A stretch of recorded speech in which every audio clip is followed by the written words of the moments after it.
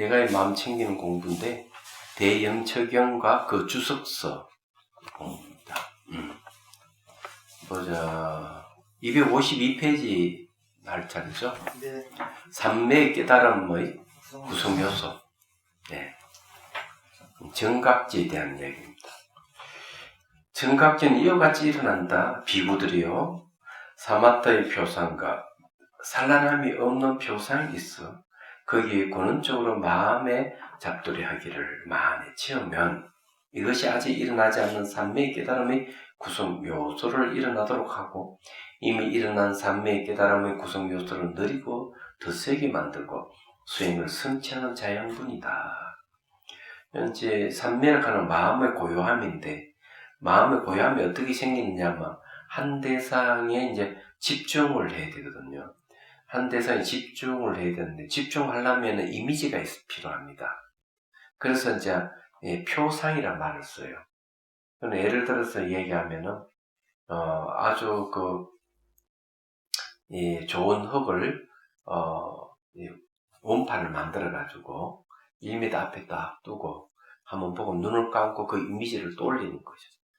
밖에 있는 대상과 똑같이 이미지를 떠올리는 그 이미지가 사마타의 표상이 되는 거예요. 그건 집중의 표상이 되는 거죠. 얘기하자면 자, 그걸 이제 얘기를 합니다. 그래서 거기서 계속 마음을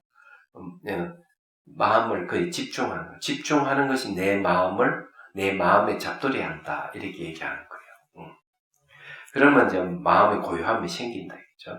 자, 여기서 사마타 그 자체가 바로 사마타의 표상이고 흩어짐이 없다는 뜻에서 산란함이 없는 표상이라고 한다. 그래서 이게 집중하고 있는 그 자체가 사마타의 표상이 된다. 그 자체가 바로 산란함이 없는 표상이다. 이제 이렇게 얘기하는 거죠. 이 차명상에서는 이제 찻잔을 이제 돌려가지고 이제 그렇게 하는 방법이 있어요. 찻잔 이미지를 그대로 상상을 돌려서 그 모습 그대로 하면 이것도 이제 사마타 표상이 되는 거예요. 밀교에서는 부침상을 중맞던 거기에 부침상을 이제 이렇게 눈높이에 맞게끔 떠올려서 이제 집중하는 수행을 합니다. 자, 그 다음에 나아가서 11가지 법이 있어 삼매 깨달음의 구성 요소를 일어나게 한다. 그것은 토대들을 깨끗이 함. 두 번째, 모든 기능들을 고르게 조절함. 세 번째, 표상에 대한 능숙함. 네 번째, 적당한 때에 마음을 분별함. 다섯째, 적당한 때에 마음을 절제함. 여섯 번째, 적당한 때에 격려함. 일곱 번째, 적당한 때에 평온하게 함. 여덟 번째, 삼매에 들지 않는 사람을 멀리함. 아홉 번째, 삼매에 든 사람을 친근함. 열 번째, 성과 해탈을 반조함. 11번째, 그것에 대해 마음을 기울입니다. 여기에 이제 11가지 법이 있다고 하는 게 이 11가지에 대해서 이제 그 밑에 이제 설명을 하고 있어요. 자, 여기서 첫 번째, 토대들을 깨끗하게 함과 두 번째, 모든 기능들을 고르게 닦으면 앞서 설한 방법대로 알아야 한다. 세 번째, 표상에 대한 능숙함이라 가시나의 표상을 익힘에 능숙함을 말한다. 이거는 이제 세 번째 경우는 뭘 얘기하는가 하면 내가 이미지를 돌려서 계속 그 이미지를 익히는 거죠. 익힌다고 하는 거는 이제 습관화들인다고 해야 되겠죠. 그래서 이제 눈을 감고 돌리다가 또 잘 형성이 안 되면 다시 실제 사물을 보고 다시 눈을 감아서 그 이미지를 또 떠올리고 이렇게 계속하면 이제 익숙하게 이제 익혀지기 시작한다는 거죠. 그래서 이제 그렇게 해서 능숙하게 익히면은 찰나 삼매를 얻습니다. 본 삼매는 아니더라도 찰나 삼매를 얻어요. 네 번째, 적당한 때에 마음을 분발하면 정진 등이 너무 느슨하여 마음이 해이하면 그때 법을 간택한가 정진과 희열의 깨달은 구성 요소를 일어나게 함으로써 마음을 분발한다. 그러니까 이제 이게 법을 간택하는 것, 정진, 희열, 이걸 이제 헤아린다는 거죠.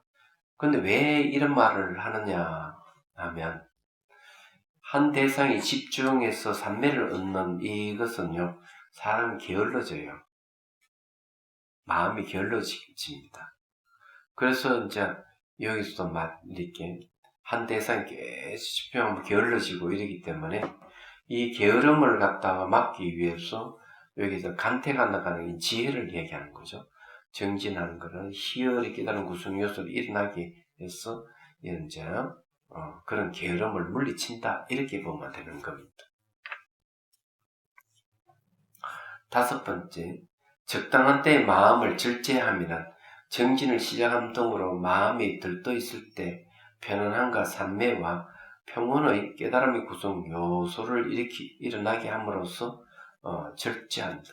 이거 왜 절제한다는 말을 쓰는가 하면, 앞에 법을 간택하고 정진과 희열의 깨달은 구성 요소를 일어나게 했단 말이에요. 느슨함을 없애기 일어나게 했는데, 이놈이 뭘 하는가 하면은 계속 이것이 있으면 안 돼요.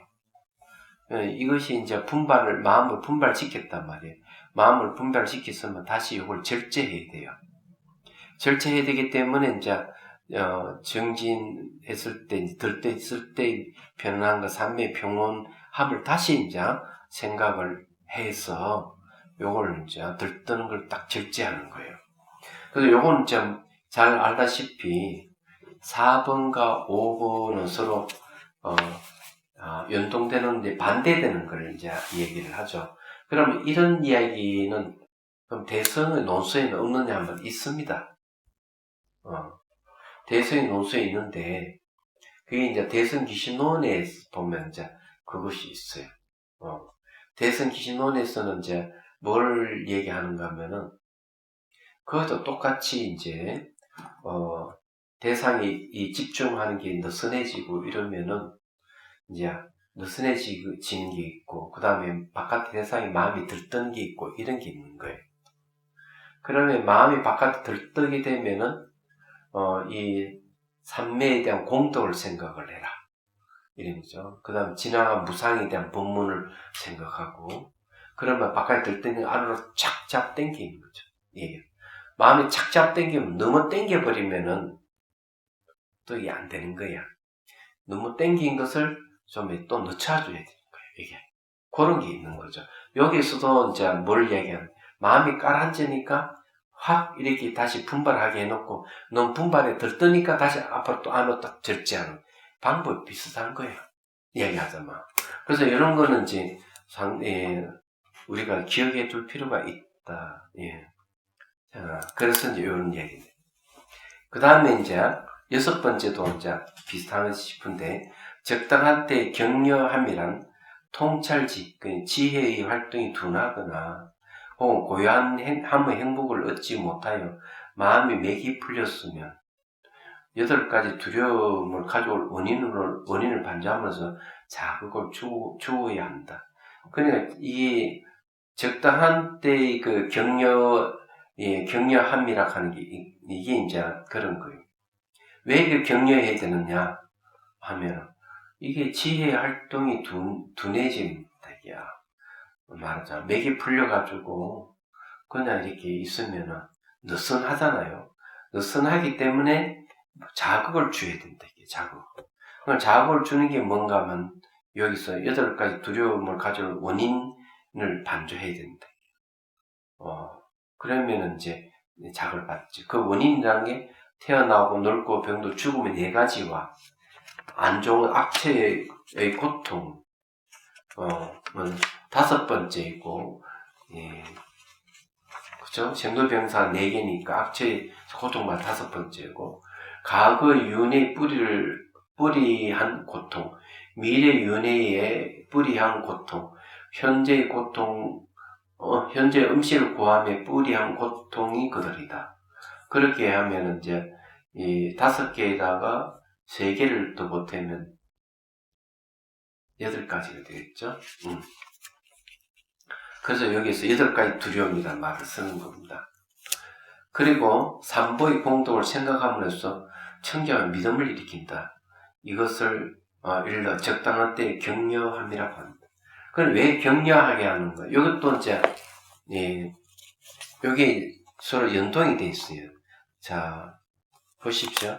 첫 번째는 보면은 마음이 느슨해가지고 느슨하고 이러니까 이제 이 간태감이나 정진 희열을 이를 다시 이제 헤아리는 거예요. 그래 마음이 이제 분발하도록 한 거죠. 너무 분발해버리면 이거 안 되니까 5번이 다시 또 절제를 하는 거예요. 절제. 절제를 너무 해버리면은 또 어떻게 되느냐 하면은 여기서 얘기한 대로 절제를 하게 되면 또 이 느슨함이 이제 주어질 가능성이 있는 거예요. 여기서 지혜 활동이 둔해진다.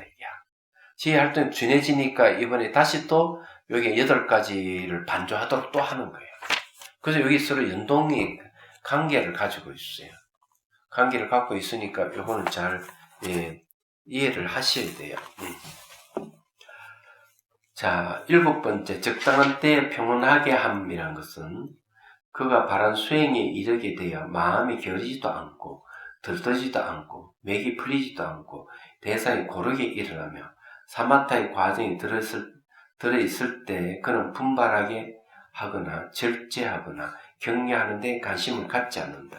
벌써 이제 요 7번의 단계, 요것도 이제 그 다음 과정을 딱 거쳐오면 이제 요런 단계에서 벗어나 있다 이게야. 말들이 고르게 나아갈 때 마보 같다. 이것을 이를 적당한 때에 평온함게 함이라는 거죠. 왜 그러냐면 여기서 말한 3번째, 5번째, 6번째 여기에 이제 서로 밀고 땡기고 이래 해가지고 마음을 조절하는 거예요. 들뜨는 걸 절제하게 하고 너무 절제하면 둔해지니까 지혜가 둔해지면 또 늦추고 이런 식으로 해가지고 이제 7번째는 이제 평온하게 한 것이. 그렇게 하면 8번째가 뭐겠냐 되죠? 8째 이제 봅시다. 삼매에 들지 않는 사람을 멀리함이란 근접삼매나 본삼매를 정독하지 못한 흩어진 마음을 가진 사람들을 멀리해입니다. 왜 그러냐? 그런 사람 가까이 있으면 늘 자기 수행에 방해가 되고 수행했던 것들이 흩어져 버리는 거예요. 그래서 안 되는 거죠. 그 다음에 이제 9번째 삼매에 든 사람을 섬김이란 근접삼매를 본삼매로서 마음이 삼매에 든 사람들을 친근하고 공경하고 섬기는 그러면 이제 그 힘을 받아가 이제 삼매를 얻는 데 도움이 된다. 여기 근접삼매라는 앞에서 표상이 익히 표상을 나타날 때는 근접삼매고 닮은 표상이 나타날 때는 본삼매라는 말을 씁니다. 그럼 닮은 표상이라고 하는 어떤 것이냐면 그 형태가 없어요. 익힌 표상에는 형태가 있는데 닮은 표상에는 형태가 없어요. 예를 들어 찻잔을 이미지를 돌려서 본다 하면 이미지가 익혀져 있으면은 이 형상이 있는데 닮은 표상으로 들어가면은 찻잔 형태가 없어버려요. 그럼 뭐가 있느냐 하면은 빛 같은 것 남아있거나 크리스탈 같이 맑고 깨끗한 빛입니다. 그게 있어요. 그러니 안 그러면 다이아몬드 같은 그런 것이 이제 나타나면은 이제 익힌 표상이 닮은 표상이 나타났는데 그럴 때는 이제 살펴봐야 돼. 마음을 살펴보면 기쁨이 생겼는지 기쁨과 즐거움이 있는지 그리고 이제 대상을 거칠게 인식하는 거와 미시하게 인식하는 게 있는지 이런 거 다 살펴봐야 돼요. 살펴봐가지고 그런 게 있으면은 내가 조선정이 들었구나. 깊은 삼매예요. 그렇게 이제 보는 거예요. 자, 11번째. 자, 그것에 대해 마음을 기울입니다. 서 있거나 앉는 행위 등에서 삼매를 일으키기 위해서 마음을 향하고 기울이고 기대는 것이다. 이와 같이 수행하는 자에게는 삼매가 일어나기 때문이다. 자, 이와 같이 11가지 삼매의 깨달음 구성 요소를 일으킨 자는 아라한트로도 수행을 완성한다고 깨뜨려 한다. 자, 여기 중요한 거는 4번, 5번, 6번 해가 7번에 평안함이 오게 된 이런 얘기인데, 이거는 삼매를 얻는 방법에만 사용하는 건 아니에요. 이 방법은 사마타 이빠사나를 상수하는데도 그대로 적용이 돼요. 이 형식이. 그래서 이게 상당히 중요하다는 거죠. 이게 지금 보면은 이 대염체경이 주석서잖아요. 그러니까 초기경전이 주석서인데도 불구하고 대성이 논서에서도 그대로 이것을 적용한다는 거예요. 그럼 그걸 어떻게 하느냐 하면 이렇게 해요. 사마타 이 선정이 의지해가지고 일체법을 분석 사유하는데 분석 사유하는 게 너무 강하면은 이제 사마타 이 삼매가 약해지기 때문에 분석 사유하는 걸 늦춰요. 그리고 또 이 삼매의 힘이 너무 강하면은 분석 사유하는 게 힘들어지기 때문에 그 다음에 삼매를 또 늦추는 거예요. 이렇게 해가지고 이 지혜를 얻는 이파산나와 이파산나 삼매를 의지하는, 그러니까 이파산나 마음이 의지하는 이 삼매가 하고 이 두 개가 서로 균형을 맞게 하는 거예요. 그래서 삼매 힘이 강하면 늦추고 분석하는 힘이 강하면 늦추고 이래가지고 둘을 이렇게 계속 맞춰가는 거예요. 맞춰가는 걸 지관쌍수라 해요.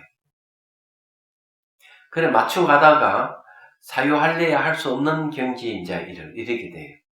그렇게 되면서 뭐가 일어나는가 하면은 기쁨, 희열이 일어나고, 그리고 몸이 가벼워지는 이파산나, 경안이 일어나요. 그러면서 경안이 일어나면서 이파산 삼매가 일어나는 거예요. 삼매가 일어나면은 그때는 어디 되느냐면은 지혜와 삼매, 그러니까 사마타를 의지했던 그 삼매와 그 다음에 이제 이파산 삼매가 하나가 돼요. 그냥 공삼매를 이뤄요. 공삼매 속에서는 이제 뭐가 일어나느냐 하면은 그 지혜와 선정이 하나가 되는 그런 상태가 오는 거예요. 그게 공삼매예요. 그런 말을 하면은 이제 정해 쌍운이라고 얘기해요. 정과 해가, 선정과 지혜가 같이 움직이는 거예요. 건강삼매경론에서는 뭐라고 얘기하는가 하면은, 건강삼매경론에서 이렇게 지혜와 선정이 원용해져가지고 하나가 됐다, 이렇게. 그러면 바뀌게 깨달음이 일어나는 거예요. 그래서 이 얘기를 하자면 이렇게 우리가 이걸 잘 알아야 되는 것 중에 하나가 이제 바로 그런 거죠. 삼매를 얻거나 지관상수를 하거나 어떻게 하든지 그때 따라서 이 균형을 맞추는 게 중요하다. 이렇게 밀고 당겨 균형을 맞춰가지고 평온 상태로 가야 된다. 이건 어느 수행이든지 이건 다 필요하다는 거죠. 그래서 이 내용이 굉장히 중요한 내용이다, 이렇게 얘기를 할 수가 있는 거예요. 255페이지로 넘어갑니다. 자, 평온의 깨달음의 구성요소. 그러니까 이게 이제 삼매를 얻고 난 다음에는 이제 뭐가 평온이 오는 거지. 당연히. 그래서 칠각지가 영각지를 시작해가지고 영각지, 택법각지, 그 다음에 이제 택법각지에서 희각지, 경항각지, 그 다음에 이제 정각지, 그 다음 뭡니까? 평온하는 이제 사각지로 오는 거예요. 이 순차적이에요, 이게. 자, 평온의 깨달은 구성 요소는 이와 같이 일어난다. 사각지입니다. 사락하는 건 버릴 사자이기 때문에 평온이죠. 비구들여 평온의 깨달음의 구성 요소를 확립시키는 법들이 있어 거기에 근원적으로 마음의 잡돌이 하기를 많이 지으면 이것이 아직 일어나지 않는 평온의 깨달은 구성 요소를 일어나도록 하고 이미 일어난 평온의 깨달은 구성 요소를 느리고 더 세게 만들고 수행을 성취하는 자양분이다. 경전은 이제 그렇게 얘기하고 있죠. 여기서 평온 그 자체가 평온의 깨달은 구성 요소를 확립시키는 법이다. 자, 5가지 법이 있어 평온이 깨달음의 구성 요소를 일어나게 한다. 그것은 첫 번째 중생에 대한 중립적인 태도.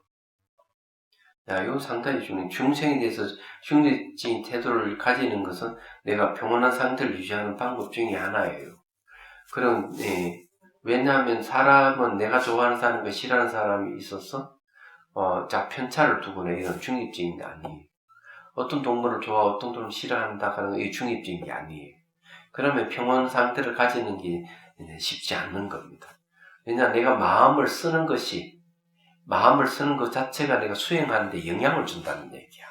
이어서 말하는 게. 그래서 이제 이 얘기를 하는 거예요. 이거 상당히 중요한 이야기입니다. 두 번째, 상카라. 상카라에 대한 중립적인 태도. 상카는 형성작용이에요. 이것도 이 상카라에 대해서 중립적인 태도를 가져야 돼요. 상카는 형성작용이기 때문에 자기 감정의 생각이 덧붙여지고 이러면은 새로운 사실을 만들어내는 게 상카라예요. 그렇기 때문에 중립적인 태도를 취한다는 게 굉장히 중요해요. 세 번째, 중생과 상카에 대한 애착을 가지는 사람을 멀리함. 자, 이 중생에 대해서 막 애착을 가지고 상카에 대해 애착을 가지는, 그러니까 형상작용을 너무 잘하는 걸 얘기하는 거예요. 네 번째, 중생과 상카에 대해 중립을 지키는 사람을 친근함, 거기에 대해 마음을 기름. 중립을 지키는 사람이 내가 평온을 얻는 데 아주 좋아요. 그래서 평소 마음 쓰는 것이 수행에 굉장히 영향을 준다는 걸 얘기를 하는 거예요. 자, 첫 번째 봅시다. 여기서 중생에 대한 중립적인 태도는 두 가지 형태를 일으킨다. 그들은 자신의 업에 따라 왔어 자신의 업에 따라 갈 것이다. 이 사람도 역시 자신의 업에 따라 와서 자신의 업에 따라 갈 것이다. 그들은 누구를 애착한단 말인가? 라고 자기 자신이 자기의 업의 소유자임을 반조한가? 궁극적인 의미에서 중생이란 없다. 그러나 그들은 누구를 애착한단 말인가? 라고 중생이 없음을 그 반조함에 의해서 일어난다. 자, 여기서 중요한 건 중생이란 없다. 요걸 반조하라. 얘기하는 거예요. 자기가 지은 건 자기가 받는 것이기 때문에 내가 업의 소유자다. 얘기하자면. 그렇지만 궁극적으로 가면은 중생은 없는 것이다. 그 중생상에 대한 경계를 얘기를 했네요. 그게 중립적인 태도의 내용입니다. 아주 좋아요. 그렇지 않으면 우리는 누구는 좋아하고 누구는 싫어하고 어떤 동물은 좋아하고 어떤 동물은 싫어하고 이런 게 나온단 말이에요. 저는 싫어하는 동물이 있어요. 지금은 안 그렇지만 한때는 고양이를 되게 싫어했어요. 고양이를 싫어한 이유는 굉장히 단순해요. 그는 내 손등을 갈겼기 때문에 싫어했던 거야. 그 다음에 이제 저는 노래를 부르지 못하는 트라우마를 갖고 있어요. 노래를 못 부르는 트라우마가 있어요. 그 왜 그런가 하면 초등학교 4학년 때 짝지가 부반장인데 이쁜 얼굴을 가진 여자예요. 우리 동네에 같이 사는 동네 아이고. 성씨가 송씨인 걸로 알고 있는데. 그래, 이제 이렇게 선생님이 풍금 치고 이러면 이제 아이들 다 일어나가 같이 나랑 노래 부르고 그랬거든. 아니, 그런데, 내가 좋아하는 여자아이가 선생님한테 일러 바쳤어. 얘는 노래 안 부르고 입싱크만 한다고. 난 그 충격받은, 내가 좋아하는 아이가 아니라면 충격 안 받을 건데. 그때부터 노래를 못 부르게 된 거야. 그래서 지금도 유행가를 외우는 게 하나도 없어요. 동요 외우는 것도 없고, 충격이 너무 커가지고, 트라우마죠. 네. 난 내가 왜 노래 못 부르지? 왜 그 가사가 안 이어지지? 근데 이제 그 충격이 지금 생각하면은 그 아이 이름을 잊어버렸어요. 싫은 거지. 이게 성씨만 아는 거예요. 지금 그래서 사람 이름을 잘 기억을 못해. 그러한 것도 영향이 있다 저는 생각을 합니다. 근데 이제 그런 게 이제 지금 이 트라우마 같은 것도 알고 보면은 이 중생에 대한 중립적인 태도를 가지는 얼마나 중요한지를 알 수가 있는. 항상 사람은 한쪽에 치우쳐질 수가 있거든요. 그래서 이제 내가 만일에 그 아이에 대해서 중립적인 태도를 가지고 있었다 그러면 충격을 안 받았을 거예요. 절대로 받을 이유가 없어요. 근데 내가 너무 좋아했던 애니까 그 말 한마디에 충격을 받은. 그러니까 벌써 이 중립적인 태도가 아닌 거야, 이게. 초등학교 4학년인데 뭘 알겠어. 그렇지만 알 건 다 알아요, 그때. 정말이에요. 예.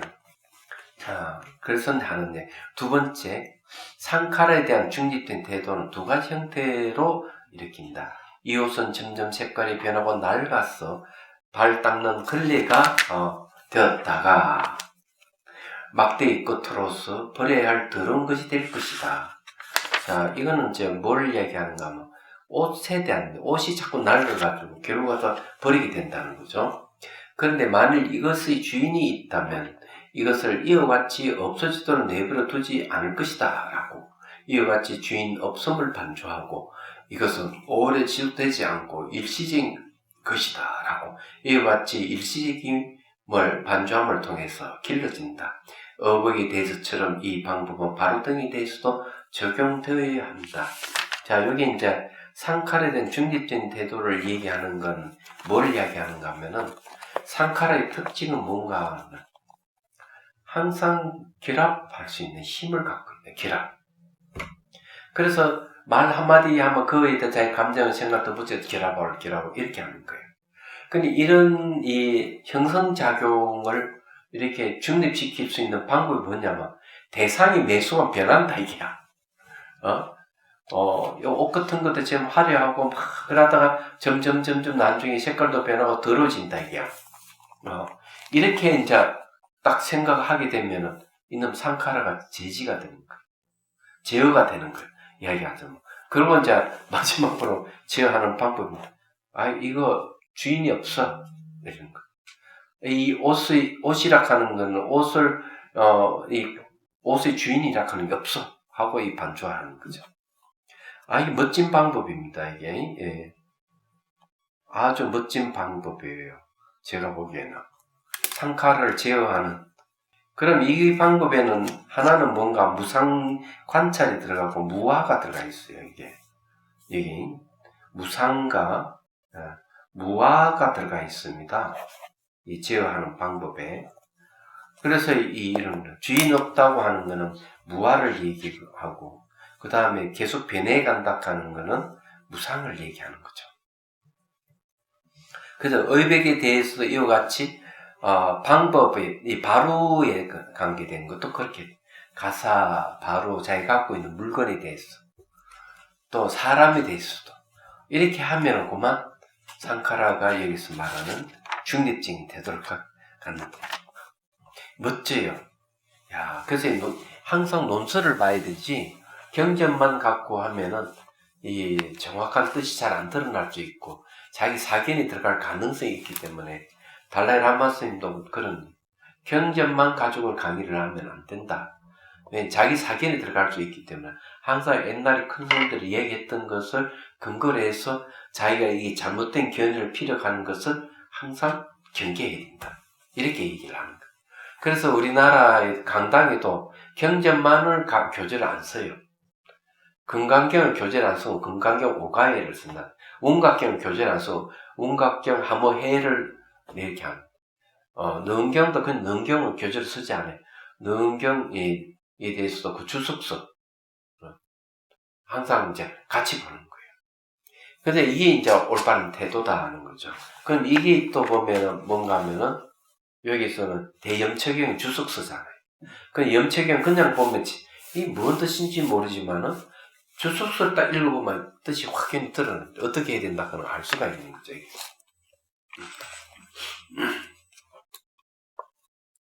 자, 세 번째, 중생과 상칼에 대한 애착을 가지는 사람은 멀리함이라. 여기서 자신의 아들이나 딸 등을 애지중지하는 제가잖아. 자신의 상자나 사인 등을 애지중지하는 출가잖아. 손수 그들에게 삭발을 해주고 옷을 기워주고 빨래를 해주고 옷을 물들여주고 발에 오치를 해주면서 잠시라도 보이지 않으면 암흑의 사미가 어디 갔지? 암흑의 젊은 비구는 어디 갔지? 라고 당하는 사슴처럼 이리저리 찾아야 합니다. 이게 이제 그 중립을 못 지키는 모습이다 이거죠.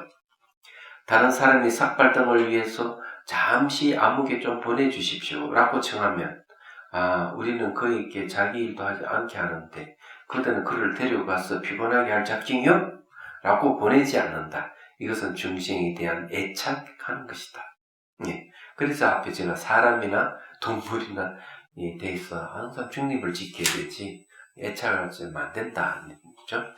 바로와 의복과 바로와 접시와 주장자와 지팡이 등을 애지중지하는 사람은 남이 손으로 문지르게 하지도 않고 잠시 비를 달라고 해도 나도 이것을 애지중지하여서 사용하지 않는데 어떻게 거둬들이게 주겠소? 라고 말한다. 이것은 상칼에 대한 애착하는 것이다. 위에는 사람이라든지 이런 것은 전부 다 중생에 대한 애착인데 의복, 바로, 접시, 주장자, 지팡이 이런 애지중지하는 것에 대해서는 이제 말하자면은 상카라에 대한 애착이라는 거죠. 다른 게 아니라 형성작용에 대한 애착. 근데 이걸 이 애착을 버리게 하기 위해서는 무상과 무아를 얘기를 하는 이유 거기입니다. 내용이 아주 멋집니다. 제가 그 전에도 한번 얘기를 한 얘기 있는데 어느 스님이 나보고 내가 없는 자리에 그냥 자비선사에 왔던가 봐. 아이고 이렇게 뭐 잘해본들 집을 짓고 뭐 해본들 다 소용이 없다. 지훈 스님 가고 나면 다 소용이 없는 것이다. 이렇게 얘기를 했다는 거죠. 그건 지훈 스님 대해서만 그렇다 이런 얘기예요. 딱 해석해 보면. 그래서 내가 그런 이야기를 딱 이야기 듣고 그랬어. 이건 다 집을 지어도 받는 것 같다 하는 거 안다. 어차피 내가 가져갈 것도 아니고 그렇지만은 내 살아생전에 이 많은 이 집들이라든지 이 땅이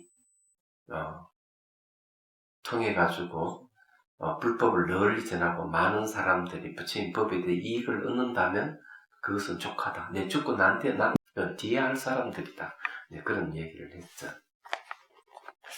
지금 이제 선빵이 이제 아마 곧 기화가 이제 올라갈 건데 11월 딱 되면 기화가 다 올라가고 거기에 보면 이제 모습이 다 이제 갖추가게 될 것 같아요. 그래서 이제 그 집을 많이 짓고 이런 게 이제 정말 그 좋은 일이냐 이거 좀 생각해 볼 필요가 있어요. 그게 어디 갔는가 하면은 제주도에 이제 약천사에 갔어요, 스님들이. 약천사가 참 멋있게 잘 지어졌더라고요. 네. 해인 스님인가? 네. 해인 스님. 해인 스님 맞습니다. 맞죠? 해인 스님 보니까 이 사진 처음 봤는데 하여튼 그렇게 애를 써가지고 집을 잘 짓고 이렇게 했지만 과연 그것도 어떻게 쓰느냐가 참 중요하다. 그래서 그 법당이 그 3층을 이렇게 짓고 이렇게 했는데 그렇게 했는 구조는 보면 티베트에서 보통 쓰는 구조가 비슷하게 해놨어요. 티베트에는 불상을 굉장히 크게 조성을 하고 그 위에다가 집을 짓거든요. 그러면 3층 정도예요. 1층도 보고 2층은 제일 3층에 가서는 얼굴을 보게 되죠. 딱 그렇게 구조가 돼 있어요. 그런데 또 그것도 비슷하게 해놨어요. 근데 그게 이제 그 약천사는 보면은 신앙의 대상으로서의 절이에요. 내가 보기에는. 그런데 자비선사는 수행자들을 위한 돼 있습니다. 수행자들을 위한 처소, 수행자들을 위한 수행할 수 있는 공간 그렇게 돼 있는 거죠. 지금 선방도 이제 마찬가지 그 선방이 자세는 필요 없어요. 왜 그러면 선방이 따로 있는데 왜 그 필요하겠어? 그건 왜 짓느냐?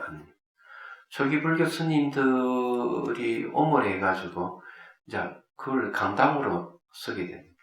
오전에 한 3시간씩 강의를 한다. 그 다음 토, 일요일은 또 전국에서 와가지고 또 수행을 하거든요.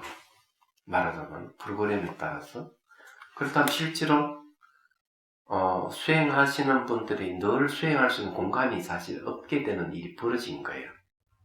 그러니까 이제 어디 가서 수행하는 거면 조그마한 산신각에 가서 수행하는 이 사람들이.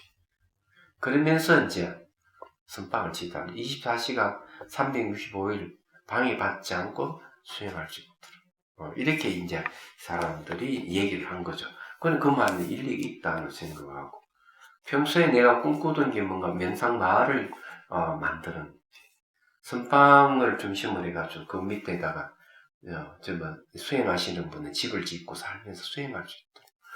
그 지금 한 4명 정도 신청이 되는 것 같아요. 땅은 자비선사 땅이니까 그러면 땅은 빌려주고 집을 짓는 것은 자기들이 짓고, 그러면 지으면은 이제 죽을 때까지 수행하고 남는 거는 이제 선사에 보시하면 되니까.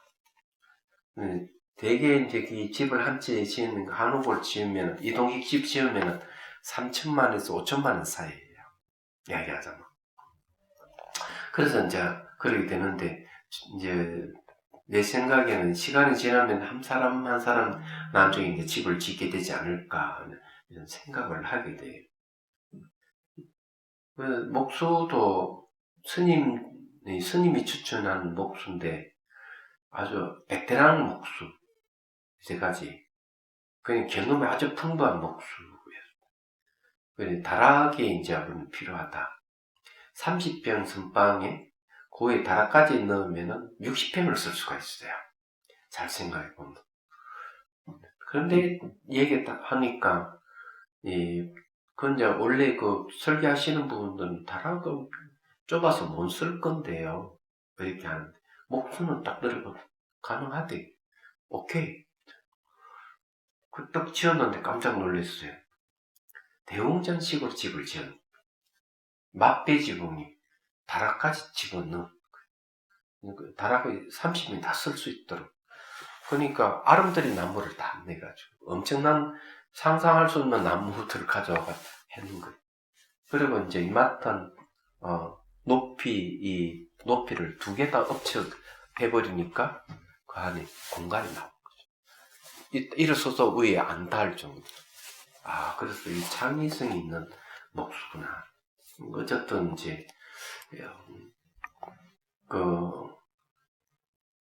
갑자기 그쪽은 그걸 얘기하게 된. 어쨌든 그러더라도 그건 환영이 지나지 않다. 내 생각에는. 내가 영원히 사는 것도 아니고, 그런 많은 수행자들이 와가지고 내 수행을 할 수 있을 것이다. 이렇게 희망을 갖고, 내가 생각했던, 이제 그런 센터가 좀 돼가고 있지 않은가. 늘 저기 티베트에 가면은 늘 부러웠던 것이 큰 법당을 중심으로 해가 수행자들 모여서 마을을 형성하고 있죠. 그리고 우리 동티베트 갔을 때 보셨잖아요. 그 한 스님이 해가지고 거의 막 3만 명, 4만 명이 모여가 수행을 얘기하죠. 그 다음에 이제 남방에 가서도 마찬가지. 한 센터에 보면은 제가자 출가자 할 거지 와가지고 늘 수행을, 그 300명 이상 수행하는데도 사찰이 사람이 없는 같이 조용 수행만. 그런 게 저는 너무 부러웠던 거예요. 우리는 이제 그런 이 분위기가 조금씩 생겨나는 것 같아서 좋아요. 자, 또 공부를 합시다. 자, 그래서 이제 여기에 얘기를 했고,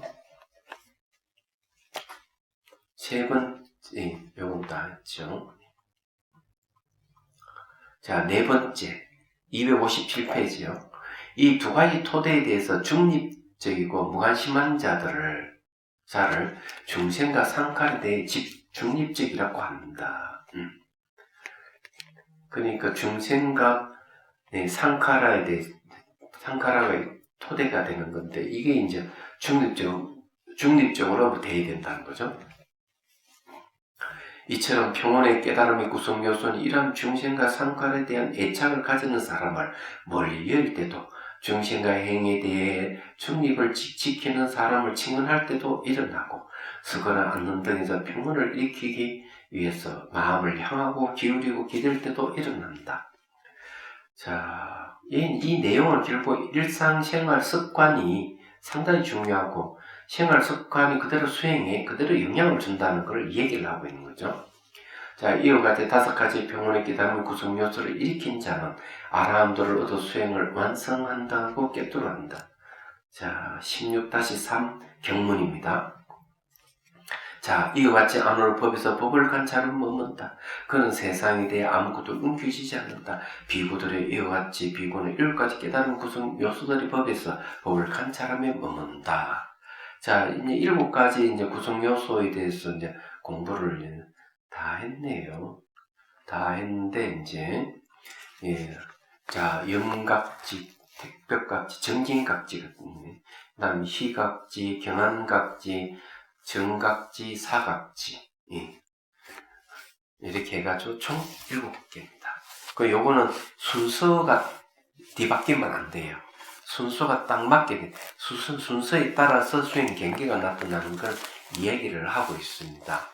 샷디를 하게 되면 그 다음에 지혜가 생김. 그러게 이제 택법각지죠. 지혜가 생기면 그 다음에 정진을 해야 되겠죠. 정진해가지고 그 지혜를 익숙하게 해야 될 거 아니에요? 샷디도 더 익숙하게 해야 되고, 그렇게 하면 이제 기쁨이 생긴다.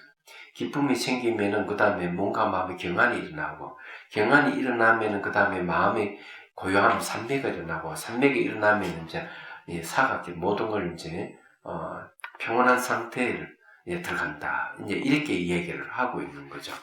그래서 이게 7가지 구성 요소는 그런 걸 얘기를 합니다.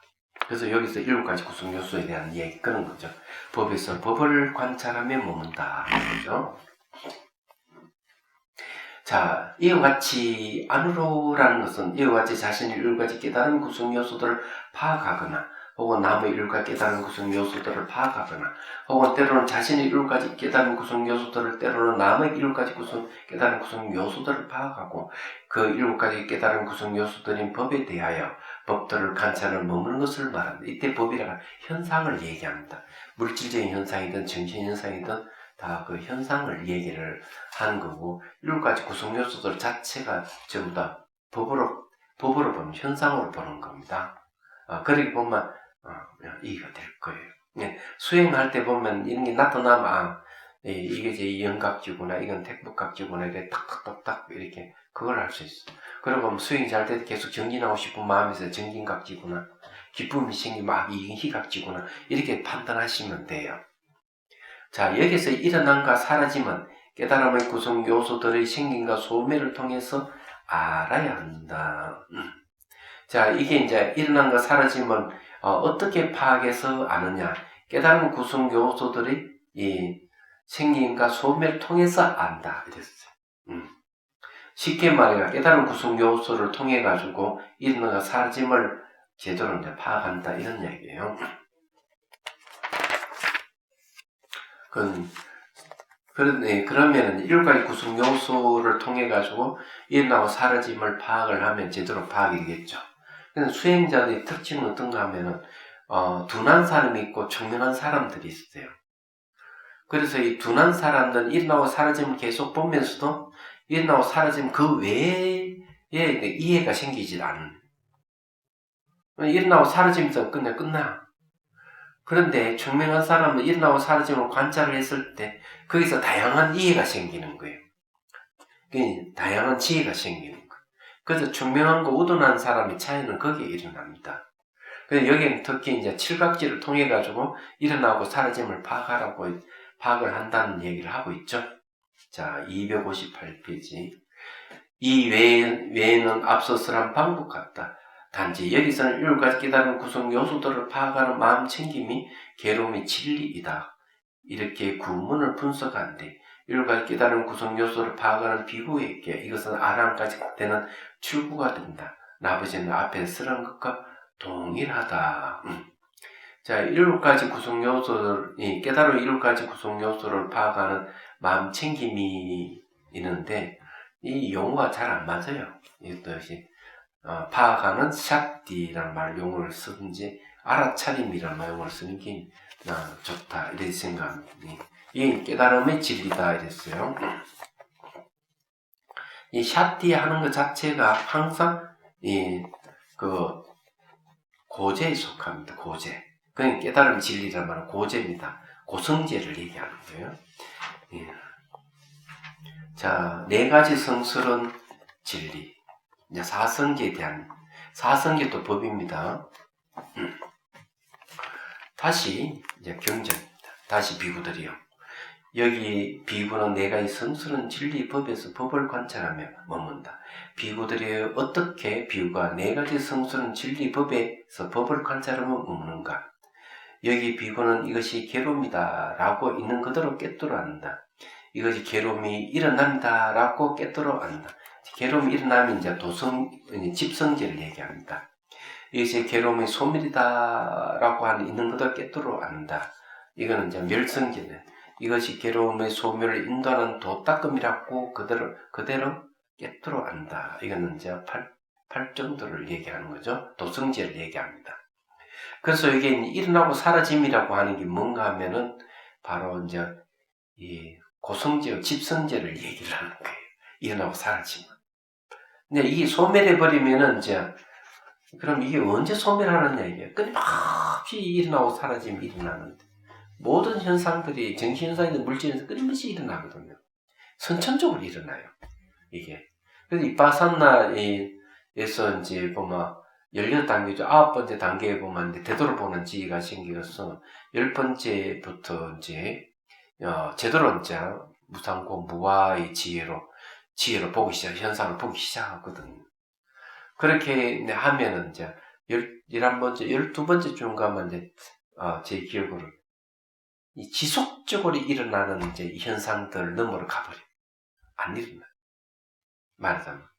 그러면서 이제 그 성씨를 바꾸는 거예요. 13번째가 성씨를 바꾸는 거예요. 본부의 성에서 성인이 성씨로 바꿔.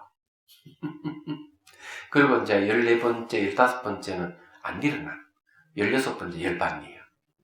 이야기하자면. 그렇기 때문에 이제 여기서 말하는 일어나고 사라짐이라고 하는 게 그냥 단순한 게 아닌데 모든 일어나고 사라짐은 여기서 말하는 고성지, 집성제를 얘기해요. 그래서 수행을 하면서 나중에 이런 게 다 사라져 버릴 때 이제 멸성제를 들어요. 그 방법이 뭐냐 하면은 샷대하는 것이. 그게 도성제. 간단해요, 내용이. 이게. 그래서 이 파산 16단계를 이제 뒤에 가면 13번째인가 보면 이제 사성계에 대해 바른 그 정견을 확립한다. 이렇게 얘기를 해요. 자, 이와 같이 7가지 깨달은 구성 요소들을 통해서 법을 관찰하는 것을 분석하신 뒤 이제 4가지 진리를 통해 분석하시기 위해 다시 비구드려 라는 등을 말씀하셨다. 여기서 이것이 괴로움이다 라고 있는 그대로 깨뜨려 안다는, 깨뜨려 아는 것은 이제 파자나띠를 얘기합니다. 아는 것은 가래를 제외하고 상계에 있는 모든 것들에 대해 이것은 괴로움이다 라고 고유한 성질에 따라서 깨뜨려 안다는 것이다. 네. 그래서 우리가 이제 다 이 괴로움 속에 이제 살고 있다는 걸 얘기를 하는 겁니다. 다른 건 아니에요. 이제 이 괴로움이 이제 고성제에 대한 모든 괴로움 속에 빠져 있는 이 고성제인데 이거는 체험적인 사실을 얘기하고요. 그 다음에 괴로움이 일어난다고 하는 거는 가래를 얘기했던 집성제를 얘기하고 괴로움 소멸은 다 멸성제인데 소멸은 안 일어나 버려야 되는데 일어나면 다시 이제 집성제가 또 일어나는 거죠. 괴로움 원인이 일어난다는. 네, 그렇게 이제 보시면 됩니다. 그래서 이 고지멸도 내용이 이제 굉장히 중요한 이유가 왜 일어나고 사라짐을 봐야 되는가? 이 바산나를 얘기를 하는 이유가 바로 여기 있다. 이렇게 보셔야 돼요. 이런 괴로움을 생기게 하고 일어나게 하는 이전의 가래를 이것은 괴로움이 일어남이라고 깨뜨려 알고 이 둘이 일어나지 않는 열반 이것은 괴로움이 소멸이다 깨뜨려 알며 괴로움을 철저하게 알고 일어남을 제거하고 소멸을 실현시키는 성스러운 도를 이것은 괴로움의 소멸을 인도하는 도닦음이라고 고유 성질에 따라서 깨뜨려 안다는 뜻이다. 태어남 등의 단어를 분석하여 설명한 것을 제외한 성스러운 진리 설명은 청전도론에 상세하게 다루어졌다. 그래서 건강 삼매경론에서 뭐라고 얘기하는 것만 일어나는 것, 생기는 거죠. 생기는 것은 멸하지 않는다. 사라지는 것은 생기지 않는다. 그래서 일어나고 사라짐을 볼 때 그렇게 봐야 되는데 그러게 그게 불생불멸, 그게 열반이야. 건강삼매경론에서 얘기하는 말 그런 얘기. 그러니 개성을 얻는다면 그런 거죠. 모든 것은 무상이라고 하지만은 생기는 것은 사라지지 않고 사라지는 것은 생기지 않네. 일체의 불생불멸이 모든 것의 본연이다. 이렇게 이제 개성으로 얘기할 수 있어요. 불생불멸 본연이에요. 이게 이제 대성에서 말하는 열반, 일체법 열반 얘기 그거예요. 알고 보면 생기는 건 사라지는 게 없어요. 사라지는 건 생기는 게 없고 잘 보면 그래서 모든 바탕을 불생불멸의 다른 이름이 공성을 얘기하는 정말 그런 거예요. 그 여기서도 이제 대성에서 개성을 여기 사성기에다 딱 갖다 붙이면 딱 그런 사라지는 걸 계속 보면서 사라진 자체 흔적이 없고 생기는 보면서 생기는 흔적이 없음을 봐야 돼요. 사실은. 그래 그 자리가 불생불멸이라는 자리. 자 오늘 여기까지 할게요. 질문 있으면 하시죠.